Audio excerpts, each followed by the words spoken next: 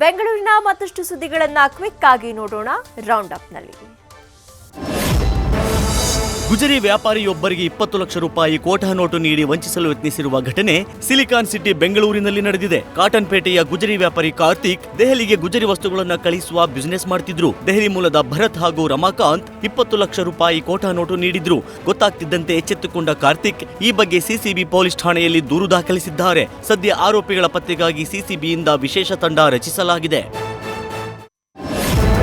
ಬೆಂಗಳೂರಿನಲ್ಲಿ ಮತ್ತೊಂದು ರೋಡ್ ರೇಜ್ ಪ್ರಕರಣ ಬೆಳಕಿಗೆ ಬಂದಿದ್ದು, ಡಿಕ್ಕಿ ಹೊಡೆದು ಬೀಳಿಸಿದ ಅಂತ ಕಾರು ಚಾಲಕನಿಗೆ ಥಳಿಸಲಾಗಿದೆ. ಕನಕಪುರ ರಸ್ತೆಯ ಸಾರಕ್ಕಿ ಬಳಿ ಈ ಘಟನೆ ನಡೆದಿದೆ. ಸಂಪೂರ್ಣ ವಿಡಿಯೋ ಹಿಂಬದಿ ಕಾರಿನ ಡ್ಯಾಶ್ ಬೋರ್ಡ್ ಕ್ಯಾಮೆರಾದಲ್ಲಿ ಸೆರೆಯಾಗಿದೆ.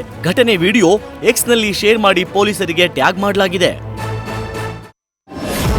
ಇತ್ತ ಬೆಂಗಳೂರಿನಲ್ಲಿ ಮತ್ತೊಂದು ಕಡೆ ಬೈಕ್ನಲ್ಲಿ ಹೋಗ್ತಿದ್ದವರು ಕಾರಿನ ಮಿರರ್ ಹೊಡೆದಿದ್ದಾರೆ. ಆಗಸ್ಟ್ 31ರಂದು ನಡೆದಿರುವ ಘಟನೆ ತಡವಾಗಿ ಬೆಳಕಿಗೆ ಬಂದಿದೆ. ರಸ್ತೆಯಲ್ಲಿ ಹೋಗ್ತಿದ್ದ ಕಾರಿಗೆ ಬೈಕ್ ಸವಾರರು ಈ ರೀತಿ ಮಾಡಿದ್ದು, ಹಿಂದೆ ಇದ್ದ ಇನ್ನೊಂದು ಕಾರಿನ ಡ್ಯಾಶ್ ಬೋರ್ಡ್ ಕ್ಯಾಮೆರಾದಲ್ಲಿ ವಿಡಿಯೋ ಸೆರೆಯಾಗಿದೆ. ಕದ್ದ ವಾಹನಗಳಲ್ಲೇ ಮನೆಗಳಿಗೆ ನುಗ್ಗಿ ಕಳ್ಳತನ ಮಾಡ್ತಿದ್ದ ಕುಖ್ಯಾತ ಮನೆಗಳ್ಳ ನಾಗರಾಜ್ ಅಲಿಯಾಸ್ ಮತ್ತಿನಾಗನನ್ನ ಬಂಧಿಸಲಾಗಿದೆ. ಮಾರತಳ್ಳಿ ಪೊಲೀಸ್ ಠಾಣಾ ವ್ಯಾಪ್ತಿಯಲ್ಲಿ ವರಮಹಾಲಕ್ಷ್ಮಿ ಹಬ್ಬ ಮುಗಿಸಿ ಮನೆಯಲ್ಲಿ ಎತ್ತಿಟ್ಟಿದ್ದ ಚಿನ್ನಾಭರಣ ಕದ್ದು ಪರಾರಿಯಾಗಿದ್ದ. ಸಿಸಿಟಿವಿ ಆಧರಿಸಿ ಪೊಲೀಸರು ಖದೀಮನನ್ನ ಬಂಧಿಸಿದ್ದಾರೆ.